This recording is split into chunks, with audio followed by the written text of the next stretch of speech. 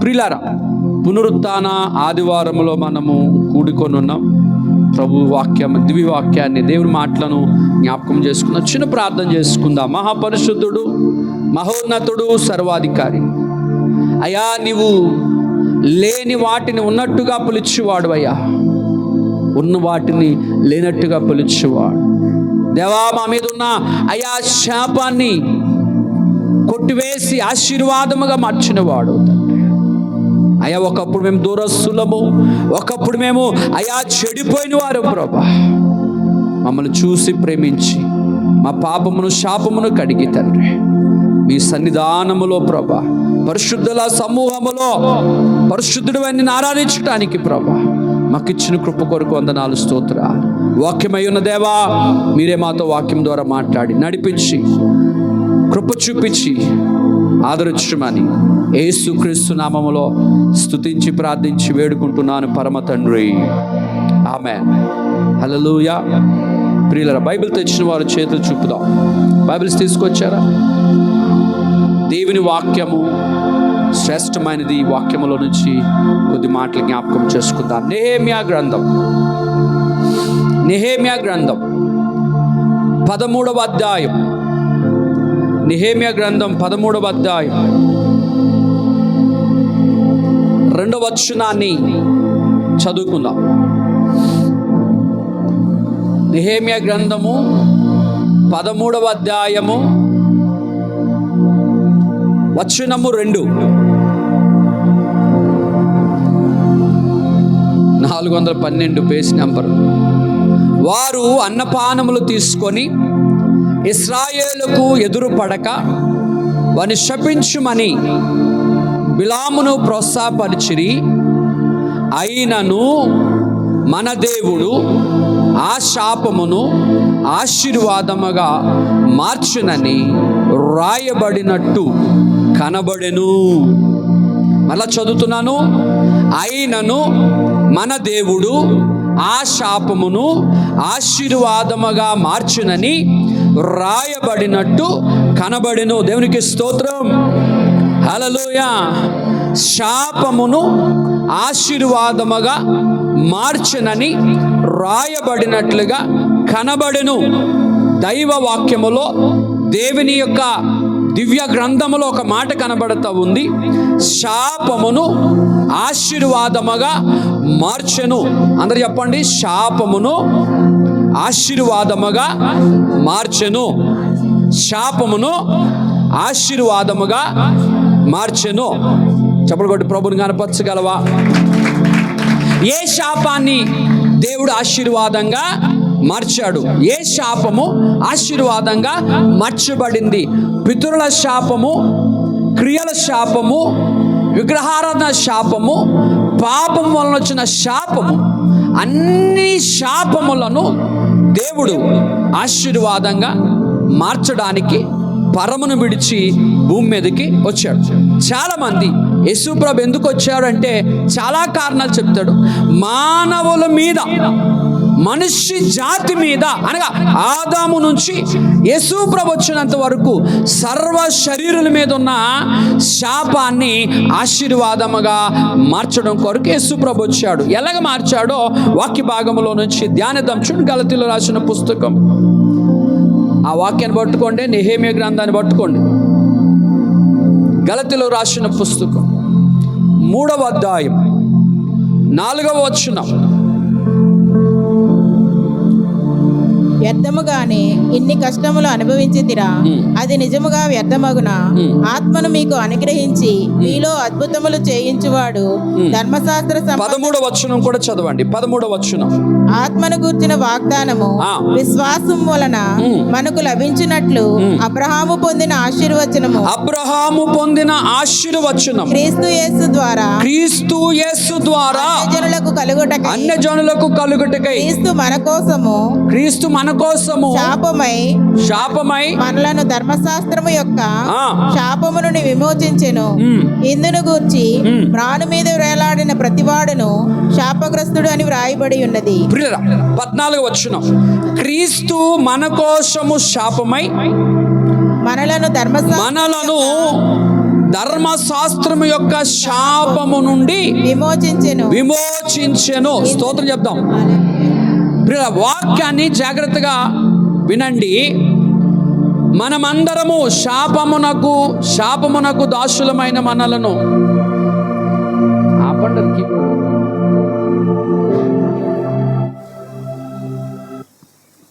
శాపమునకు దాసులమైన మనలను ధర్మశాస్త్రం యొక్క శాపము నుండి విమోచించెను.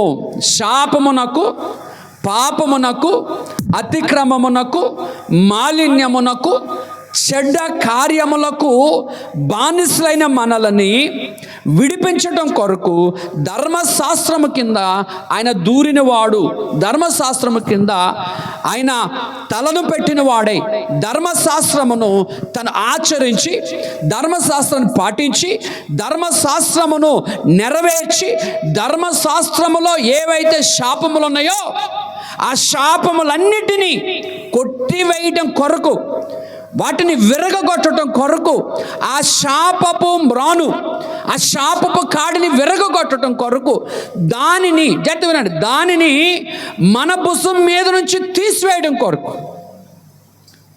ప్రియులారా, ఎప్పుడైనా మీరు దుక్కు దున్నడం చూసారా? ఆ రైతు ఎడ్లను కట్టి దాని మీద ఏం చేస్తాడు? ఒక మ్రాను పెడతాడు, ఒక కర్రను పెడతాడు, బలమైన కర్రను పెడతాడు, దాన్ని కట్టి తోలుతూ ఉంటాడు. ఆ యొక్క ఎద్దులు లేదా పశువుల మీద, ఆ భుజం మీద ఉన్నటువంటి ఆ కాడిని ఆ రైతు తీసుకున్నట్లుగా మనుషుల మీద ఉన్న ఆ శాపపు కాడిని యేసు ప్రభు శిలువ రూపముగా మ్రాను మీద వేలాడిన వాడు, రాయబడినట్టుగా మ్రాను మీద వేలాడిన ప్రతి వాడును శాపగ్రస్తుడని రాయబడి ఉంది. మ్రాను మీద వేలాడిన వాడు. ప్రియులారా, రోమా ప్రభుత్వము లేదా పాత నిబంధన గ్రంథములో మ్రాను మీద వేలాడిన వాడు శాపగ్రస్తుడు. యేసుక్రీస్తు ప్రభువు మ్రాను మీద వేలాడాడు, మ్రాను మీద నిల్చున్నాడు, ఆ కాడిని మోసి దాని మీద వేలాడినాడు. మోసుకుంటూ ఆ యొక్క కల్వరి కొండ వరకు, ఆ యొక్క గొల్గొతా కొండ వరకు ఆ యొక్క కాడిని మోసుకొని వెళ్ళి ఆ యొక్క కాడి మీద, అనగా శిలువ మీద వేలాడాడు. శిలువ మీదకి యేసు ప్రభు రావడం జరిగింది.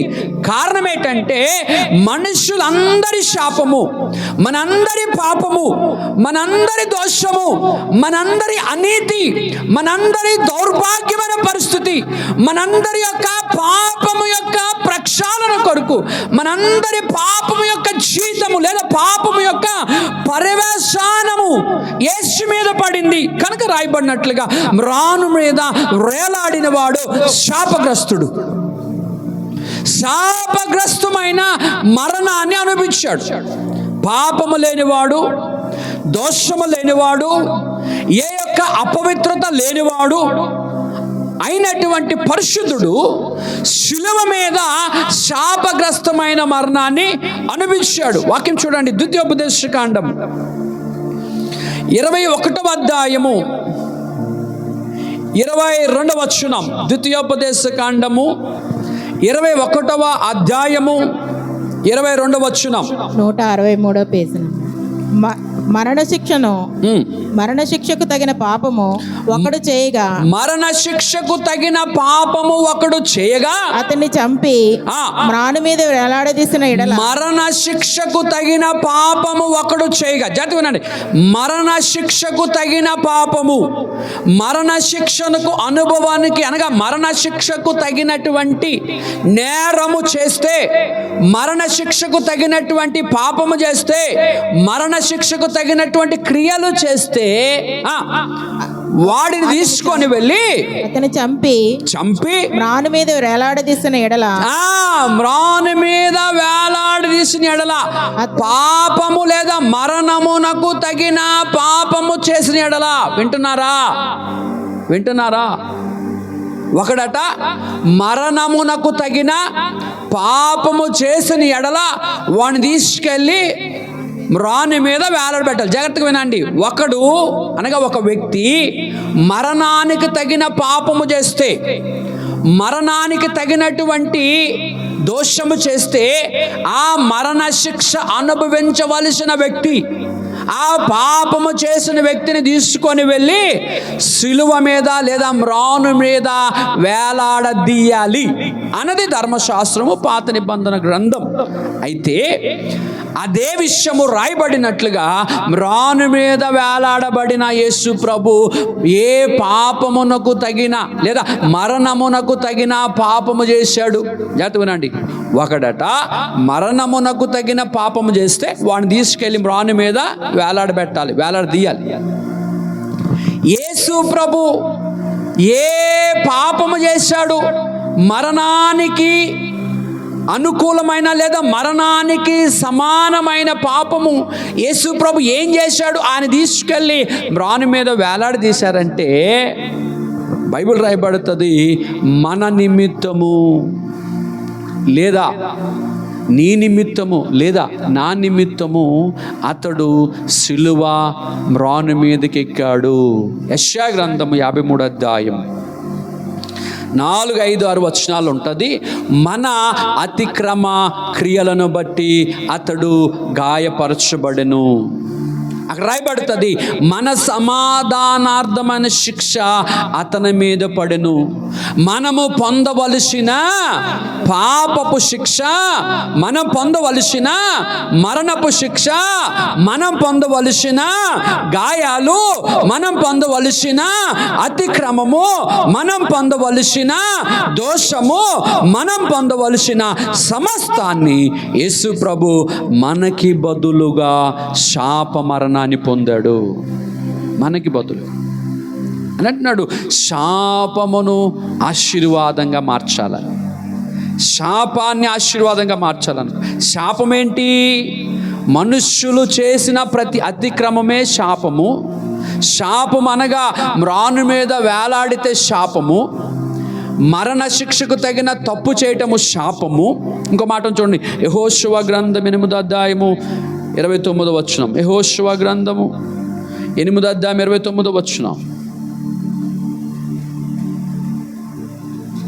త్వర 8వ అధ్యాయం 29వ వచనం. యెహోషువ హాయి రాజును సాయంకాలం వరకు మ్రాను మీద యెహోవా హాయి రాజును సాయంకాలం వరకు మ్రాను మీద మ్రాను మీద వేలాడదీసెను. ప్రొద్దు గ్రుంకుచున్నప్పుడు సెలవేగా జనులు వాని శవమును మ్రాను మీద నుండి దించి. చాలు. ఈ హాయి రాజు సాయంకాలం వరకు కూడా మ్రాను మీద వేలాడదీయబడినాడు. ఈ హాయి రాజు ఇశ్రాయేలుకు వ్యతిరేకంగా నిలబడినటువంటి వ్యక్తి. మ్రాను మీద వేలాడదీస్తారు. పాపం చేసిన వాడిని, శాపం చేసిన వాడిని, తప్పు చేసిన వాడిని, మరణానికి తగిన క్రియలు చేసిన వాడిని తీసుకెళ్ళి మ్రాను మీద వేలాడదీస్తాడు. యేసు ప్రభులో ఏ యొక్క నేరము కనబడలేదు. యేసు ప్రభులో ఏ దోషము కనబడలేదు. యేసు ప్రభులో ఏ పాపపు వాసన కనబడలేదు. యేసు ప్రభులో ఏ యొక్క అతిక్రమము కనబడలేదు. కానీ ప్రాబ్లం అంతా ఏంటంటే, విషయం అంతా ఎక్కడుందంటే, ఆయనలో ఏమీ లేదు. కానీ మన నిమిత్తం, కానీ మన కొరకు ఆ ప్లేస్లోనికి అనగా మ్రాను మీదకి వెళ్ళాల్సి వచ్చింది. మ్రాను మీద వేలాడవలసి వచ్చింది. ఎఫెసీయులకు రాసిన పుస్తకం 2వ అధ్యాయము 1వ వచనం. మనము పాపముల చేతను అతిక్రమముల చేతను చచ్చిన వారమై ఉండగా, మీ అపరాధముల చేతను పాపముల చేతను, ఎఫెసీ పుస్తకం మీ అపరాధముల మొదటి వచనం, పాపముల చేతను చచ్చిన వారై ఉండగా ఆయన మిమ్మును కూడా బ్రతికించెను. ఎవరితో బ్రతికించాడు? క్రీస్తుతో కూడా బ్రతికించాడు. మనందరము పాపము వల్ల వచ్చిన జీతము మరణం, శాపం వల్ల వచ్చిన జీతం మరణం. అతిక్రమలు వచ్చిన జీతం మరణం. మరణించాల్సిన మనందరినీ కూడా, మరణానికి యోగ్యులమైన మనందరినీ కూడా, శాపమును అనుభవించాల్సిన మనందరి కొరకు యేసు ప్రభుని భూమి మీదకి పంపించినాడు. మన అతిక్రమ క్రియలను బట్టి, మన అపరాధములను బట్టి అతడు నలగగొట్టబడ్డాడు. పాపముల చేత చచ్చిన మనలని దేవుడు ఏం చేశాడట? యేసు క్రీస్తుతో బ్రతికించాడు. స్తోత్రం చెప్తామా?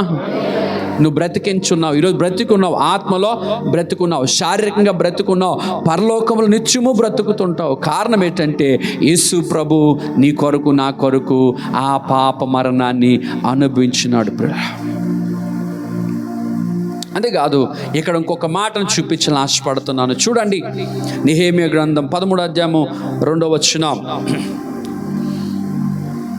వారు అన్నపానములు తీసుకొని ఇశ్రాయేలీయులకు ఎదురుపడగా వారిని శపించమని బిలామును ప్రోత్సాహపరిచిరి. వారిని శపించమని బిలాముని ప్రోత్సాహపరిచిరి.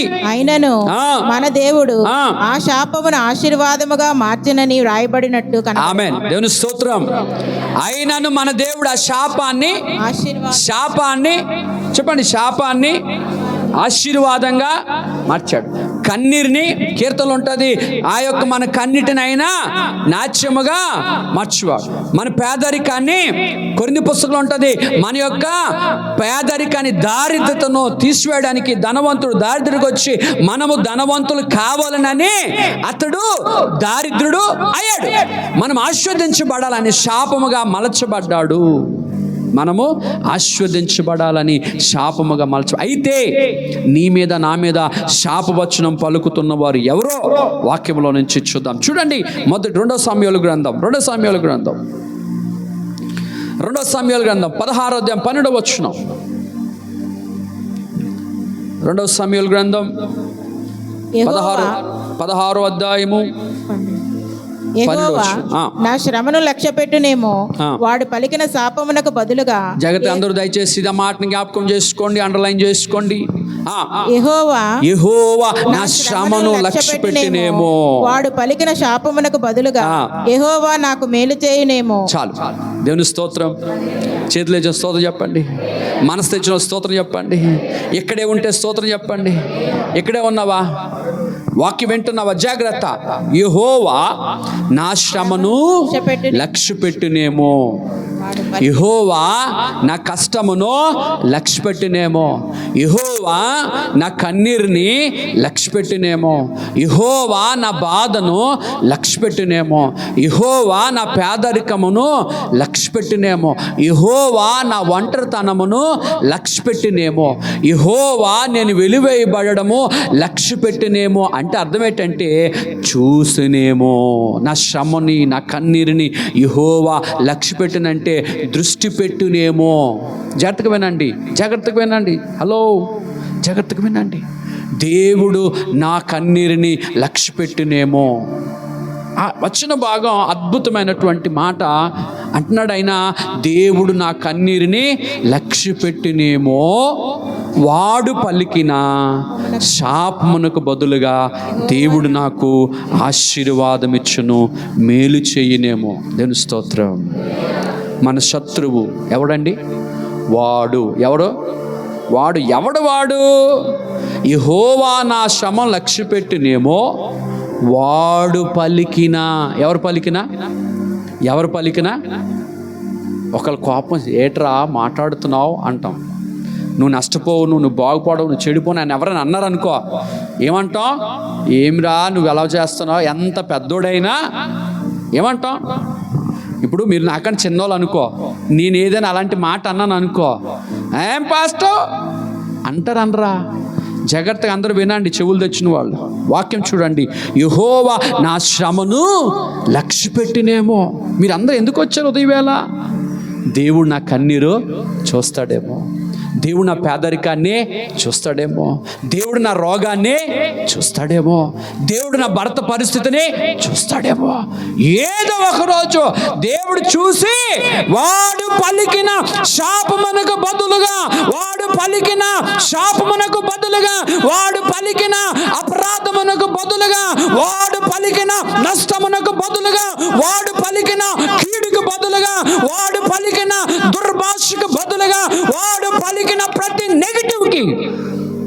దేవుడు ఆశీర్వాదముగా మలుచునుగాక. హల్లెలూయా. వాడు పలికిన నష్టానికి ఈ వ్యాపారం చెడిపోవాలనుకుంటాడు. సాతాను గారు కూర్చొని దేవుని పిల్లలు చెడిపోవాలనుకుంటారు, దేవుని పిల్లలు పాడవకూడదు అనుకుంటారు, దేవుని పిల్లలు ఎదగకూడదు అనుకుంటారు, దేవుని పిల్లలు అభివృద్ధి పొందకూడదు అనుకుంటాడు, దేవుని పిల్లలు ముందుకు వెళ్ళకూడదు అనుకుంటాడు. ప్రతిదీ వాడు అనుకుంటుంటే నా దేవుడు మధ్యలో దూరం అంటాడు, నీవు వారి మీద పలికిన ప్రతి శాపం వచ్చినాన్ని నేను ఆశీర్వాదంగా మారుస్తున్నాను సవాల్ చేస్తున్న దేవుడిని కలిగి ఉన్నాం మనం. హల్లెలూయా. వాడు ఎప్పుడు నువ్వు పాడైపోవాలా, నువ్వు ఎదగకూడదు, నువ్వు బాగుపడకూడదు, నువ్వు రోగంతో ఉండాలా, నువ్వు పేదరికంలో ఉండాలా, నువ్వు కష్టంలో ఉండాలా, నువ్వు నష్టంలో ఉండాలా, నువ్వు బాగా చదవకూడదు, నీకు జాబ్ రాకూడదు. ఎవ్రీ టైం, ప్రతిసారి కూడా సాతాను నీ పక్క నుండి నువ్వు వెళ్తున్న ప్రతి మార్గంలో అడ్డుగా ఉంటాడు. నా దేవుడు దాన్ని వింటున్నాడు. నువ్వు నమ్మగలిగితే, నా దేవుడు వాడు పలికిన మాటను వింటున్నాడని నువ్వు నమ్మగలిగితే, నా దేవుడు వాడు అంతు చూస్తాడని నమ్మగలిగితే, దేవుడు వాడిని మెడ పట్టుకొని వాడు తల కల్వరి శిలువలో తొక్కినట్లుగా నా దేవుడు వాడిని ఏదో ఒకటి తొక్కబోతున్న నమ్మగలిగితే ఆశీర్వాదం వెతుక్కొని వస్తుంది. ఛాలెంజ్ చేసి చెప్తున్నాను. You believe first. నమ్ము. వాడు పలికిన whatever he speaks, whatever the cause he speaks, God is changed us curse unto the blessing. దేవుడు ఆ శాపమును దేవుడు ఆశీర్వాదంగా మార్చడానికి వచ్చినాడు. You are not ordinary just people. సాధారణమైన వ్యక్తులుగా మీరు అనుకోకండి. నామకార్థం క్రైస్తవులుగా ఆలోచించకండి. కేవలం చర్చ్కి వచ్చే క్రైస్తవులుగా ఆలోచించకండి. ఈరోజు మీకు ఒక ఆయుధం లాంటి ఒక మాటను మీ చేతిలో పెడతా ఉన్నాను. నువ్వు ఒక మార్గం గుండా ఒక పని గుండా వెళ్తున్నావు. నువ్వు వెళ్తున్న మార్గాన్ని సాతాను గారికి తెలుసు, నువ్వు వెళ్తున్న పని తెలుసు, నువ్వు వెళ్తున్న వ్యక్తులే తెలుసు, వెళ్తున్న అవసరత తెలుసు. వాడు నీ పక్కన కూర్చొని ఆ పని అవ్వకూడదు అంటాడు, అక్కడ నష్టం కలగాలంటాడు. దేవుని పిల్లలు ఐగుప్తు నుంచి తిరిగి వస్తున్నప్పుడు వారి మీద శాపవచనం పలకమని బిలాముని దోపుడు సొమ్ము పట్టుకొని బాలాకు ప్రేరేపించగా ఆ ధనాన్ని తీసుకున్నటువంటి బిలాము శాపవచనాన్ని ప్రకటించినాడు, నష్టాన్ని ప్రకటించినాడు, కష్టాన్ని ప్రకటించాడు. మధ్యలో నా దేవుడు ఇన్వాల్వ్ అయినాడు. మధ్యలో దేవుడు ఇన్వాల్వ్ అయినాడు. పలుకుతున్న ప్రతి శాపవచనము ఆశీర్వాదంగా మారింది. దేవుని స్తోత్రం. మీకు ఒక సంగతి తెలుసా? సాతాను కూడా వచ్చి ఇగో సురేష్ పాస్టర్ పాడైపోవాలా అన్నాడు. ఈ పాడైపోవాలన్నటువంటి పలికిన మాట, నా మీద పలికిన మాట నా దేవుడు విని ఏం చేశాడంటే, పలికిన పాడైపోవునన్న మాటను దేవుడు ఏం చేశాడు, తిప్పి బాగుపడుగాక అన్నాడు. ఆ మాట నా దగ్గరికి రాకముందు, నా చెవిని పడకముందు, నా మీద పని చేయక ముందుగానే నా దేవుడు దాన్ని ఏం చేశాడంటే, వాడు పలుకుతున్న ప్రతి పలుకు కూడా, మాట్లాడుతున్న ప్రతి మాట కూడా ఆశీర్వాదంగా మారుస్తున్నాడు. నువ్వెన్ని శాపవచనాలు మాట్లాడుతున్నావో ప్రతి శాపవచనము ఆశీర్వాదంగా మారిపోవునుగాక. హల్లెలూయా. నువ్వెన్ని మాట్లాడితే అంత మంచిది నాకు. నువ్వు 100 శాపాలు పలికావనుకో, 100 శాపాలు కూడా ఆశీర్వాదంగా మారిపోతాయి. 200 పలికావనుకో, 200 శాపాలు కూడా ఆశీర్వాదంగా మలిచిపోతాయి.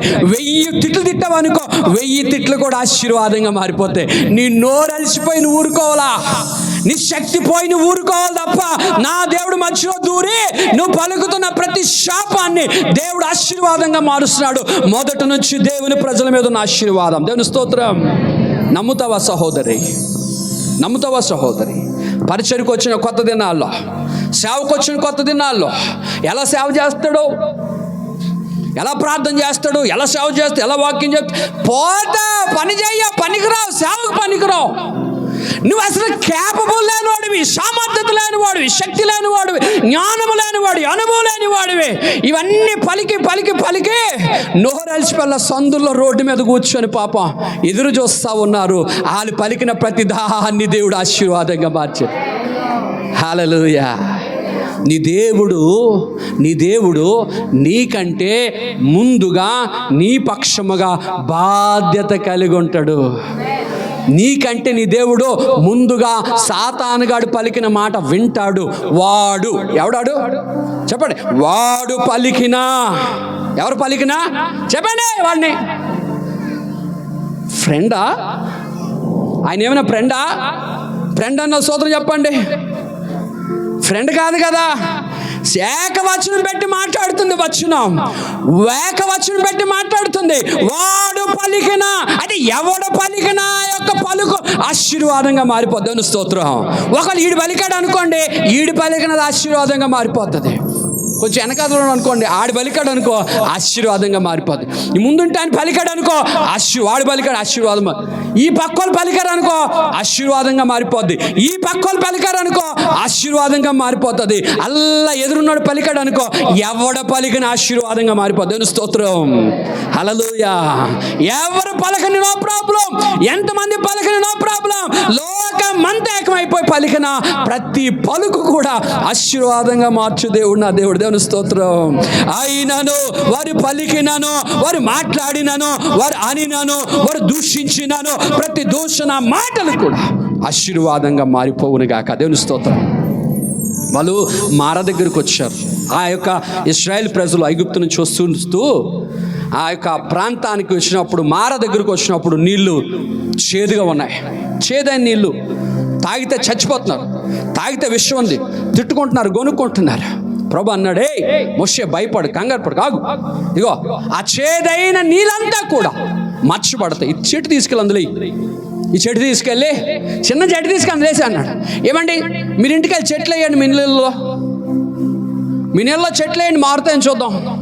చెరువులో చెట్లైన చూద్దాం, మారుతేమో. సముద్రం బీచ్కి వెళ్ళి చెట్లైన మారుతాయని చూద్దాం. ప్రియులారా, ఆ చెట్టు యేసుక్రీస్తు ప్రభు ఆ చెట్టు మీద వేలాడు కనుక ఆ చెట్టు అమ్రానుకు విలువ వచ్చింది. దేవుని స్తోత్రం.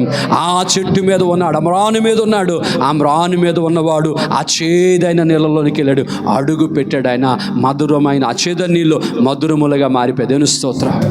ఆ చెరువులో ఎంత నీరున్నదో అంతా మధురమైపోయింది. ఒకే ఒక చెట్టు, ఒక్క చెట్టే. యేసయ్య ఒక్క మాట చాలు నీ జీవితంలో పలికిన శాపాలన్నీ ఆశీర్వాదంగా మారిపోతాయి. 30 సంవత్సరాలు నువ్వు పాడైపోతావు, నువ్వు ఎదగో, బాగుపడవు అన్నాడు అనుకో సాతానుగాడు. ఒక్కరోజు, ఒక్క క్షణంలో ఆ శాపమంతా కొట్టివేయబడతాయి. చూద్దాం, వాడు ఎవడో ఒక మాట చూపిస్తాను. మళ్ళీ మీకు ఇంటికి వెళ్ళిపోయి ఆడు అనుకుంటే ఎవరో అనుకుంటే హబక్కూకు గ్రంథం, హబక్కూకు గ్రంథం 1వ అధ్యాయం. రండి రండి రండి. వాడి పని అయిపోలా. మీరు ఎవడికి భయపడుతున్నారో, ఎవరిని చూసి కంగారు పడుతున్నారో, ఏ పరిస్థితులు చూసి జడిచిపోయి పారిపోయి దేవుడు, మందిరము, ఆరాధన, సువార్త, పరిచర్య ఏది లేదనుకుంటున్నారో ప్రియులారా, అదంతా ఈరోజు పారిపోబోతుంది, విడిపించబడతా ఉంది. హబక్కూకు గ్రంథం 1వ అధ్యాయం 15వ వచనం. 770వ పేజీ. చూడండి. వాడు గాలము వేసి, ఎవడు వాడు గాలము వేసి. మీరు ఆడు అంటే నాకు చాలా ఇష్టం. దేవుని స్తోత్రం. ఎవరు వారు? వాడు గాలము వేసి మానవులనందరినీ గూర్చి లాగి ఉన్నాడు, గుచ్చి లాగి ఉన్నాడు, ఉరులు ఒగ్గి చిక్కించుకొనుచున్నాడు. వాడు తన వలతో వారిని కూర్చుకొని. ఎవడండి వాడు? హలో చెప్పరేమే. వాడు హబక్కూకు గ్రంథం 1వ అధ్యాయం 15వ వచనం. 770వ పేజీ, పాత నిబంధన. చూడండి చూడండి చూడండి, వాక్యం చూడండి ప్రియులారా. 770 పేజీ నెంబర్.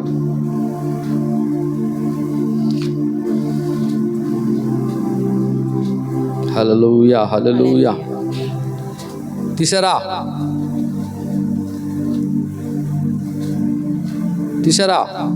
చదువమ్మా. వాడు గాలము వేసి మానవులనందరినీ గుచ్చి లాగి ఉన్నాడు. వాడు చెప్పండి. వాడు ఎవరు? వాడు ఏ ఊరు వాడు? ఏ వాడు? ఎక్కడి నుంచి వచ్చాడు చెప్పండి. వాడు గాలం వేసి మానవులందరినీ గుచ్చి లాగి ఉన్నాడు. చెప్పండరా, మానవులందరినీ గుచ్చి లాగి తర్వాత తన వలలో వేసుకొని కూర్చుకొని సంతోషపడి గంతులు వేస్తున్నాడు. అబ్బా, ఎంత దైవికమైన మర్మమో, ఎంత ఆలోచన వాక్యములో దేవుడు మనకి బయలుపరుస్తున్నాడు చూడండి. వాడు గాలం వేస్తున్నాడు. ఏం చేస్తున్నాడు? నీకు చిన్న గాలం వేస్తాడు. ఆదివారం చర్చికి ఇలా బయలుదేరుతావు, చిన్న ఫోన్ వస్తుంది, చుట్టాలు వస్తున్నారు, పాటకరు మా ఇంటికి చుట్టాలు వచ్చారండి. చిన్న గాలం, చిన్న ఎర వేస్తాడంతే, చిన్న ఎర. సంసోన్ దగ్గరికి వచ్చాడు, ఒక అమ్మాయిని తీసుకుని వచ్చాడు. చూడడానికి చాలా అందంగా ఉంది. ఈయనేమో మనుషులందరినీ ఒక్క దెబ్బతో తన్ని పటాపంచలు చేసేసేవాడు. చూస్తే భయపడిపోయి ఫిలిస్తీన్లు అందరూ భయపడిపోయి పారిపోయారు. నీకు అలాగుందని చెప్పి చిన్న అమ్మాయిని తీసుకొచ్చి, ఒక దెలీలాని తీసుకొచ్చి ఇలా పెట్టాడు. సంసోన్ ముందు ఇలాగ అంటా ఉంది. మనోడు ఇలాగంటే మనోడు అనుకుని ఎలకాతలు వెళ్ళాడు అంతే. కొంచెం అంటే ఇలాగ అన్నదంతే. అందాన్ని, ఆ సౌండ్ ఇలాగ చూపిస్తే మనోడు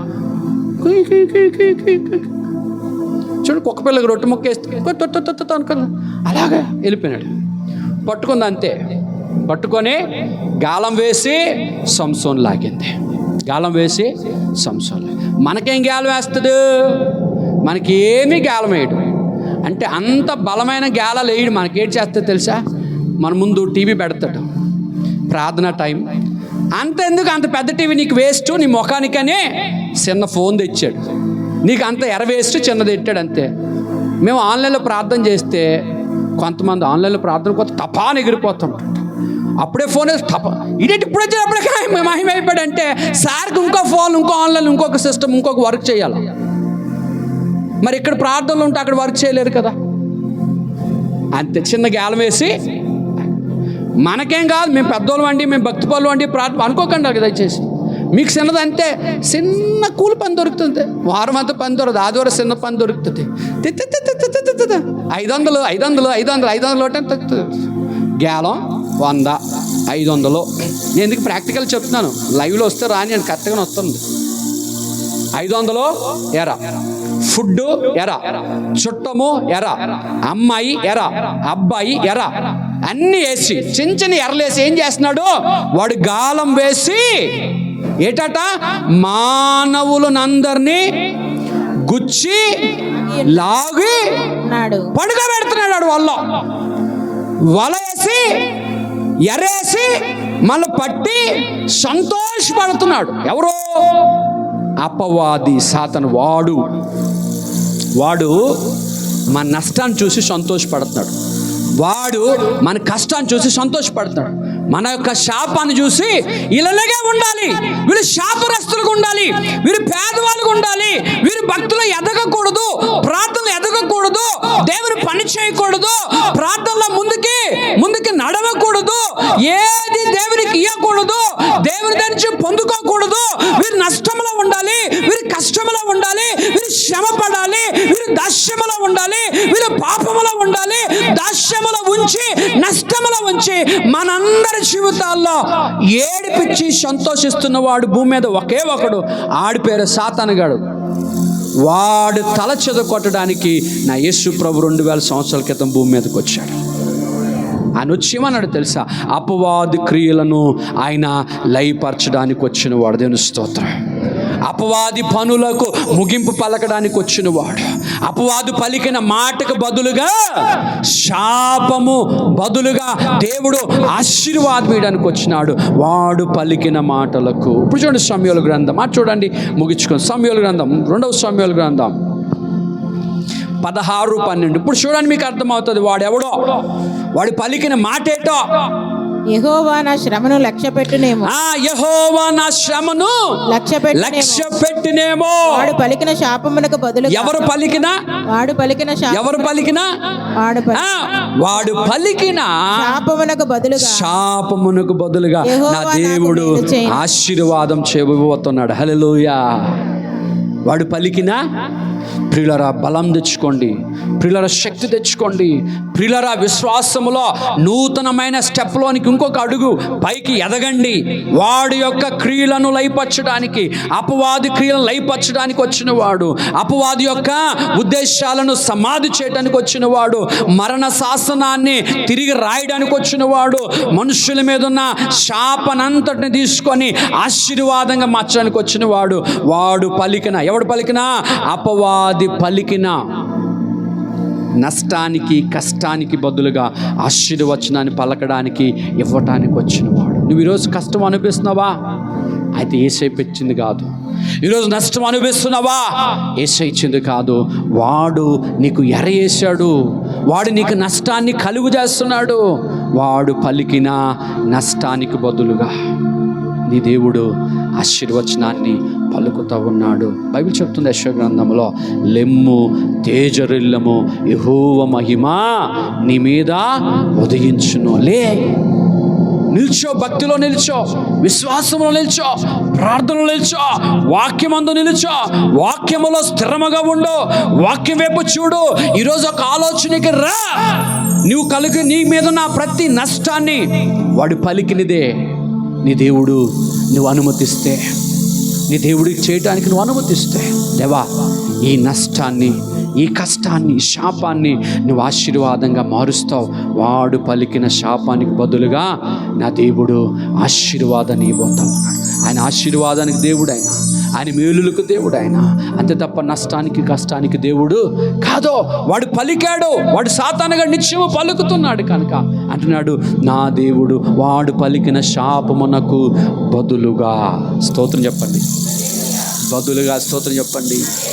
నష్టమునకు బదులుగా స్తోత్రం చెప్పండి. కీడుకు బదులుగా స్తోత్రం చెప్పండి. అవమానానికి బదులుగా స్తోత్రం చెప్పండి. ఓ ఒంటరితనానికి బదులుగా స్తోత్రం చెప్పండి. దేవుడు మేలు చేసేవాడు అయి ఉన్నాడు.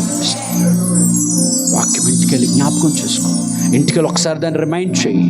ప్రభా, వాడు పలికిన ప్రతి దానికి, వాడు ఎన్ని మాటలు పలికాడో అదన్నీ కూడా ఆశీర్వాదంగా మారిపోతున్నాయి. వాడు ఎన్ని మాట్లాడితే అంత ఆశీర్వాదం, వాడు ఎంత నష్టం చేస్తే అంత ఆశీర్వాదం, వాడు ఎంత శోధన తీసుకొస్తే అంత ఆశీర్వాదం. ప్రతి శోధన, అందుకంటే బైబిల్లో ప్రతి కీడు వెనకాతల దేవుడు మేలు దాచుంచుతాడు. ప్రతి నష్టం వెనకాతల దేవుడు లాభం దాచుంచుతాడు. ప్రతి ఒంటరితనం వెనకాతల దేవుడు బహుళత్వాన్ని దాచుంచుతాడు. ప్రతి యుద్ధం వెనకాతల దేవుని బలమైన హస్తం ఉంటుంది. దేవుని స్తోత్రం. వాడు పలికింది, నీకు నువ్వు చెప్పుతావు, ప్రభా నా జీవితం మీద నష్టం, వాడు పలికింది, దీనికి బదులుగా నువ్వు లాభాన్ని పలుకుతా ఉన్నావు. అర్థమవుతుందా? ఎన్ని అనుభవించావో, 20 ఏళ్ళు, 30 ఏళ్ళు, 40 ఏళ్ళు, 50 ఏళ్ళు, 60 ఏళ్ళు, ఎంత నష్టాన్ని అనుభవించావో అదంతా సాతాను గడి పలికిందే. వాడు పలికిన శాపమునకు బదులుగా యెహోవా నాకు మేలు చేయను, దేవుడు నాకు ఆశీర్వాదించును, దేవుడు నాకు అద్భుతం చేస్తాడు. ధైర్యంతో వెళ్ళు సహోదరి, నిబ్బరతతో వెళ్ళు సహోదరి, దేనికి భయపడకు సహోదరి. మీలో ఒంటరైన వాడు 10,000 మంది అవుతాడు. నువ్వెప్పుడు తలగానే ఉంటావు కానీ తోకగా ఉండవు. నువ్వు మొదటివాడిగా ఉంటావు కానీ ఇప్పుడు కడవాడిగా ఉండవు. నువ్వు ఆశీర్వాదానికి అడ్రస్గా ఉంటావు కానీ నష్టానికి అడ్రస్గా ఉండవు. నువ్వు కన్నీరు తుడిచేదానిగా ఉంటావు కానీ కన్నీరు కార్చేదానిగా ఉండవు. అలాగా ఇంతకుముందు అలాగ ఉన్నావేమో, ఇంతకుముందు ఆ స్థితిలో ఉన్నావేమో. దేవుడు నిన్ను దీవెనకు, ఆశీర్వాదానికి యోగ్యులుగా, అర్హులుగా చేశాడు. వాడు పలుకుతా ఉన్నాడు. ఇగో బిలాము ద్వారా పలుకుతా ఉన్నాడు. తిరిగి వస్తున్న అన్నపానములు పుచ్చుకొని తిరిగి వెళ్తున్నటువంటి ఇశ్రాయేలు ప్రజల మీద శాపవచనాన్ని పలుకుతా ఉన్నాడు. శాపవచనాన్ని మాట్లాడుతూ ఉన్నాడు. ఆ శాపవచనం పలుకుతుంటుండగా, మాట్లాడుతుంటుండగా మన దేవుడు ఏం చేశాడంటే పలికిన ప్రతి శాపవచనాన్ని మన దేవుడు ఆశీర్వాదంగా మారుస్తా ఉన్నాడు. అర్థమవుతుందా? ధైర్యం తెచ్చుకో, నిబ్బరత తెచ్చుకో, గుండె నిండా ఓపిక తెచ్చుకొని ప్రార్థనకు పని అప్పచెప్పు. మోకాళ్ళ మీద దేవుని వైపు చూడు. దేవా ఈ 25 సంవత్సరాలు, దేవా ఈ 30-40 సంవత్సరాలు ఇదే కష్టాన్ని అనిపించాను ఆయన, దీనికి బదులుగా నీవు ఆశీర్వాదాన్ని ఇవ్వబోతున్నావు. దేవుని స్తోత్రం. ఇశ్రాయేలు ప్రజలు 450 సంవత్సరాలు దాస్యత్వంలో ఉన్నారు. 450 సంవత్సరాలు బానిసత్వంలో ఉన్నారు. అక్కడి నుంచి తీసుకుని వచ్చినాడు. యుగగాలు ఆశీర్వాదపు దేశముల వారిని ఉంచుతా ఉన్నాడు. దేవుని స్తోత్రం. ఆయన నీకు బదులుగా, నాకు బదులుగా కళ్ళు మూసుకుందామా, ప్రార్థన చేసుకుందాం. నీకు బదులుగా, నాకు బదులుగా, నీ శాపమునకు బదులుగా, నా శాపమునకు బదులుగా, వాడు పలికిన ప్రతి శాపవచనానికి బదులుగా వాడు ఎర్ర వేస్తున్నాడు, జాగ్రత్త. వాడు గాలం వేస్తున్నాడు, జాగ్రత్త. వాడు వల వేస్తున్నాడు, ఆ వలలో నిన్ను చిక్కించుకోవాలనుకుంటున్నాడు. నీ ముందు ఏదో ఒకటి వేసి నిన్ను దేవుని సన్నిధానానికి, దేవుని ప్రసన్నతకు, దేవుని యొక్క సింహాసనానికి, దేవుని యొక్క ఆ పరిమళ వాసనకి దూరంగా ఉంచుతున్నాడు. ప్రార్థన చేద్దామా, కళ్ళు మూసుకోండి, ప్రార్థన చేద్దాం. కొద్ది నిమిషాలు look an to the cross. ఆ సిలువలో యేసయ్య వేలాడుతూ ఉన్నాడు. మనకు బదులుగా మ్రాను మీద వేలాడిన వాడు శాపగ్రస్తుడు. మ్రాను మీద మరణం పొందిన వాడు శాపగ్రస్తుడు. ఎందుకు అంటే మనకు బదులుగా, మన శాపమునకు బదులుగా, శాపమునకు బదులుగా. ప్రార్థన చేసుకుందామా. శాపమునకు బదులుగా మనల్ని ఏదో గేలం వేస్తున్నాడు. మనకేదో వాడు ఆశలు చూపిస్తున్నాడు. మనకేదో మబ్బి పెడతా ఉన్నాడు. మనల్ని భ్రమపరుస్తున్నాడు. మనల్ని రాంగ్ గైడ్ చేస్తున్నాడు. మనకి రాంగ్ టీచింగ్స్ చేస్తున్నాడు. మనలను ఏడిపించి నవ్వాలనుకుంటున్నాడు. ఆడు గాలం వేసి గంతులు వేస్తున్నాడు. వలలో చిక్కించుకొని వాడు సంతోషపడుతున్నాడు. మనం ఏడవడం చూసి సంతోషపడాలనుకున్న సాతానుగాడి యొక్క శిరస్సును నా యేసయ్య కల్వరి శిలువలో చెతకొట్టినాడు. వాడు పలికిన, అందరూ మోకరించండి, ప్రార్థన చేయండి. ఓ లార్డ్, హల్లెలూయా, వాడు పలుకుతున్న ప్రతి నష్టము, జీసస్.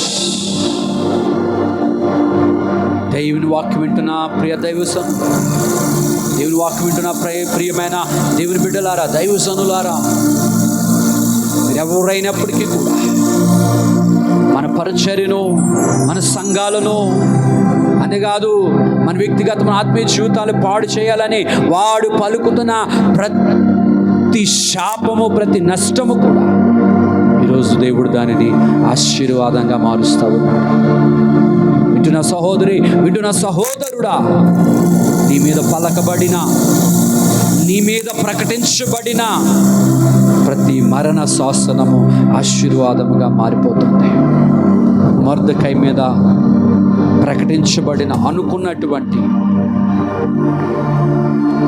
ఆ మరణ శాసనం,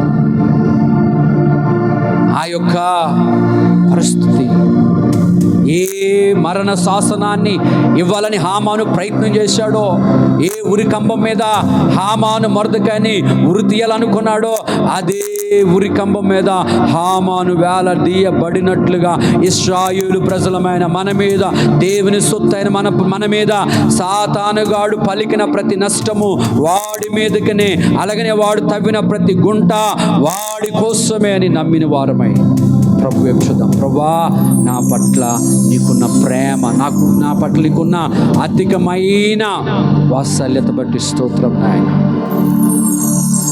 వాడు చేసిన ప్రతి క్రియకు బదులుగా నువ్వు ఆశీర్వాదం ఇవ్వబోతున్న దేవుడు తండ్రి. ఓ మీ పాదాలకు మమ్మల్ని అప్పగించుకుంటున్నాం. వాక్యం ద్వారా నాతో మాట్లాడు, నన్ను బలపరచు. ఇంకా ధైర్యము కలిగి, నిబ్బరం కలిగి ఈ విశ్వాసపు యాత్రలో, ప్రయాణములో సాగిపోయే బలమైన కృప అందరికీ దయచేయండి. మేము భయపడము, మేము కృంగిపోము. ప్రభుత్వం మీద మీ వైపు చూసి సాగిపోయి కృప దయచేయండి. యేసయ్య నామములో ప్రార్థించి వేడుకుంటున్నాను పరమ తండ్రి, ఆమేన్. అందరూ చెప్పులు కొట్టి ప్రభు నామాన్ని కనపరుచుతాం.